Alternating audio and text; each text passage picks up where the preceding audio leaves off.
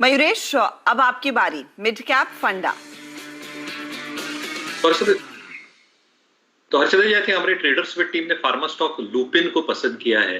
I think दो तीन की वजह क्यों लुपिन पसंद आ रहा है। एक, जो I think the worst in case performance जो लुपिन ने पोस्ट किया था पिछले तिमाही में भी, आई थिंक वो प्राइस में आ चुका है। आई थिंक जो EBITDA मार्जिन 6% के आसपास आई थी, जो प्राइस इरोजन देखने मिला था क्योंकि एल्बिटरॉल की जो लॉन्च किया था इन्होंने, उसमें एक हेवी कंपटीशन है और इसकी वजह से प्राइसिंग प्रेशर्स टॉप लाइन और मार्जिन पे गिरे थे।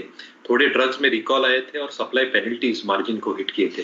पर ये सारी चीजें आई थिंक रिपीट नहीं होने वाली। तो मुझे लगता है आई थिंक जितने नए लॉन्चेस आएंगे, जो R&D पे खर्चा चालू है लुपिन का almost 9% in terms of top line, जो बायोसिमिलर्स और स्पेशलिटी इनहेलर्स और इंसुलिन्स बनाएंगे, मुझे लगता है अगले प्रोडक्ट लॉन्चेस जो होंगे, I think the worst is probably over. तो आई थिंक यहाँ से एक इंप्रूवमेंट ही देखने मिलेगा क्वार्टर ऑन क्वार्टर, और मेरे हिसाब से I think margin should come back to higher single digits. In fact 15-16% के एक मार्जिन एक्सपेक्टेशन आप अगले 2 वर्ष में रख सकते हैं, जिसके वजह से आई थिंक जो ROEs हैं जो डिप्रेस हुए थे ये वित्त वर्ष के लिए ऑलमोस्ट एट 6%, और I think they should actually double in the next 2 years। तो मेरे हिसाब से आई थिंक जितनी भी नेगेटिव्स प्राइस में है और स्टॉक ने झेली है, because of approvals, because of price erosion, because of supply penalties, I think ये कुछ रिपीट नहीं होगा। नए लॉन्चेस आएंगे, ROEs को एक्सपेंड करेंगे। तो मुझे लगता है आई थिंक लुपिन एक विकल्प हमारे ट्रेडर्स पे टीम ने निकाला है।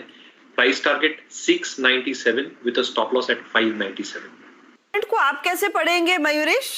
भी ऑफ कोर्स एक पॉजिटिव कोल इंडिया के लिए है, लेकिन जो कंपनियां बाहर से कोल मंगाती हैं, मिसाल के तौर पर JSPL, उनके लिए तो नेगेटिव ही माना जाएगा। और कितना एडवांटेज आ सकता है beyond what is happened today in the price?